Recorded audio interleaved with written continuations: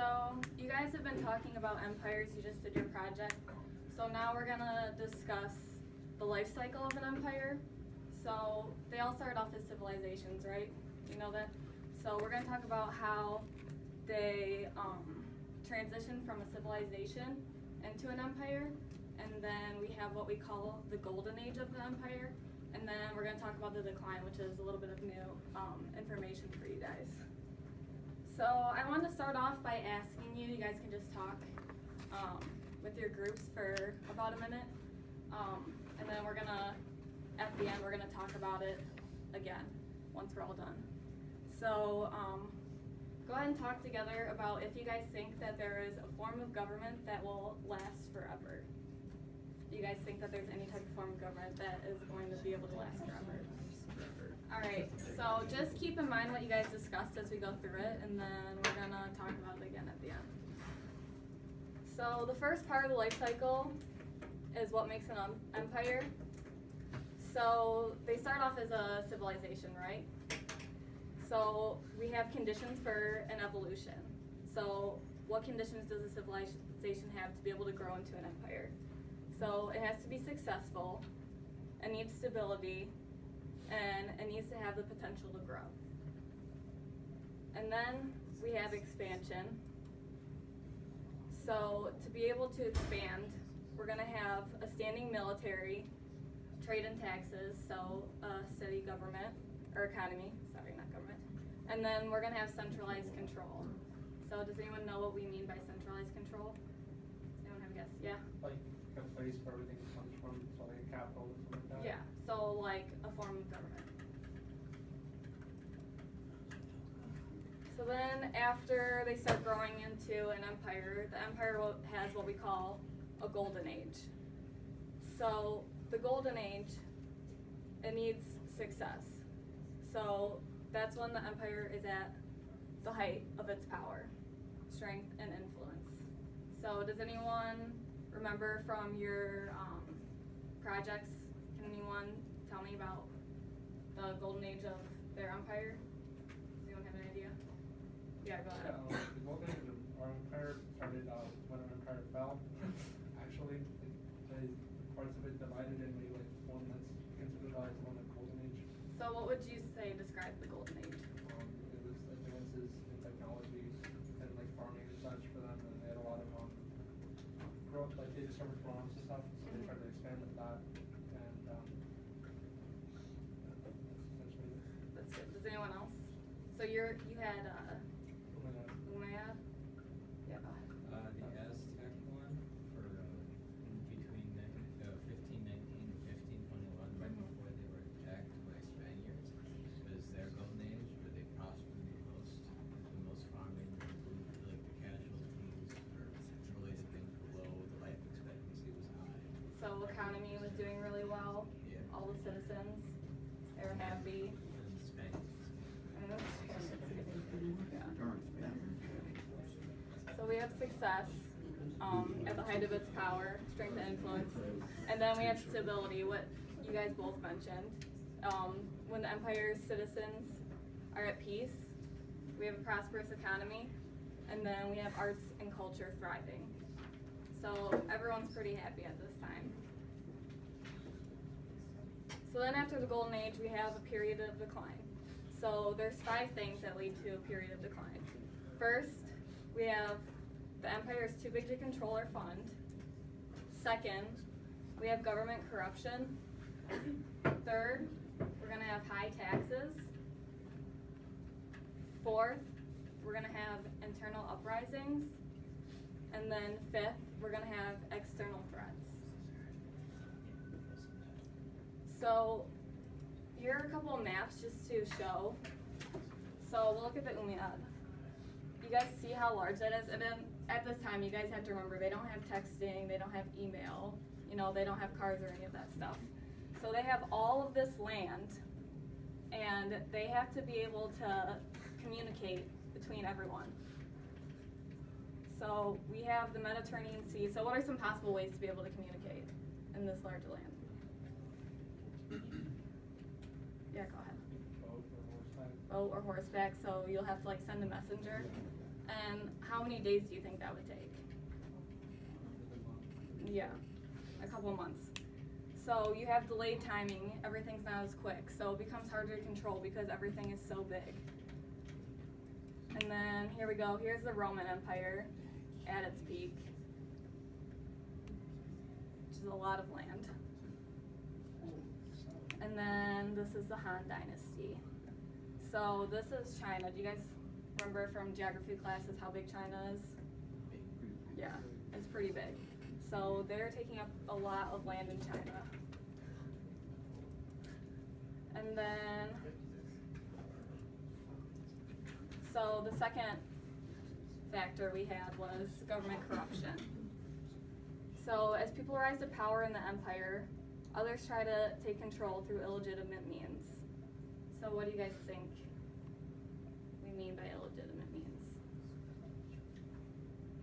Do you think it's like they vote for people, like in a democracy? Yeah, go ahead. Murder. Murder, yeah. That's definitely one. As you see here, we have Rome as an example. So there was a series of rulers and government officials coming to power through military coups. So a lot of illegitimate means that we have is, you know, someone overthrowing the current emperor. Then third, we had high taxes. So as you saw in those maps, they had a lot of land to control. So one way to control all that land is by taxing your people. So the empires grew in size and it took more money to defend and maintain.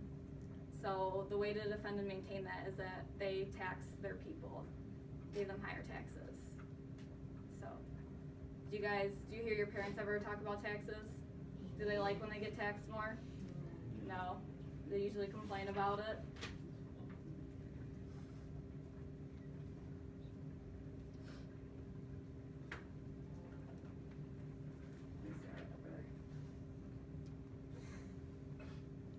And then one example we have again is Rome, and they increased taxes to support their army and their bureaucracy.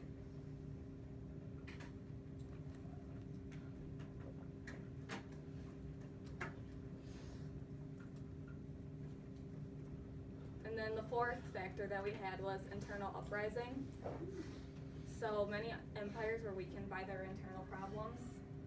So this means that we had, you know, the citizens revolting and protesting, and it took away from the authority of the government. So, you know, there's stuff like peasant revolts, those types of things that were going on that caused things to be a little chaotic inside their own empire. This also created weakness so that when a different empire or nation invaded them, they did not have the strength to fight them.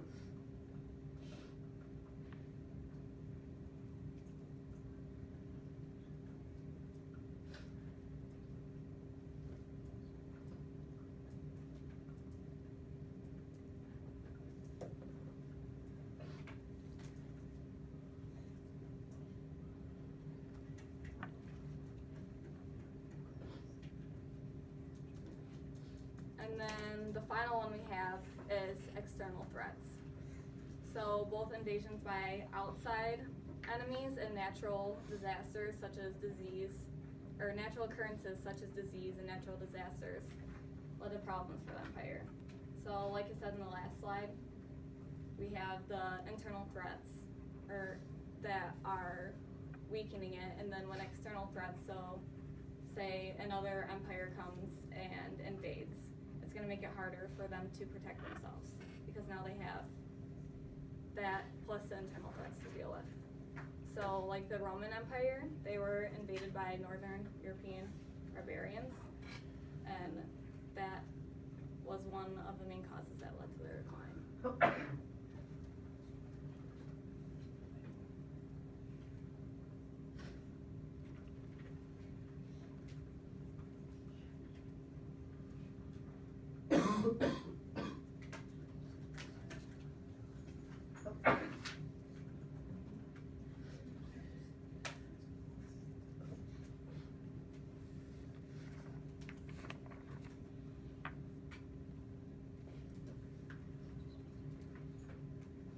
So then we have the completion of the cycle, and there's also remains that these empires have left behind. So empires are not destined to last, yet they leave lasting impacts. So in Rome and Italy, there are still roads today that exist from when the Roman Empire built them. And then also in China, we have Confucian reforms that were set forth in the Han Dynasty, and they are still part of the base of Chinese culture today. And then we have the system of satraps in the Persian Empire. Did anyone have Persia in this class? Oh, yeah, well, I can mean, is that the same? Yeah. Yeah. Did you guys have satraps? Do you remember what they were? Oh, yes, with the satraps and the satrapies, what they're, isn't the satrap the person in charge of it? Yeah, so it was like split up into provinces, so they were the governor of the province. That's what a satrap was. A provincial governor. So yeah, that was good. So the Persian Empire was used by dictators. In the Persian Empire, they used satraps still for thousands of years. So that was one of the lasting impacts they have. So that's the end of the slides. Did you guys get everything you needed for the notes? Okay. So what do you guys think? Has this changed your mind at all, or do you still think that there's a last? Did anyone say that there was a government that they thought would be able to last forever? Okay, show of hands. Anyone say yes? The rest of you said no? Who all said no? Everyone else is undecided? All right, why don't you guys talk together for a minute and then we'll reconvene and we'll discuss it.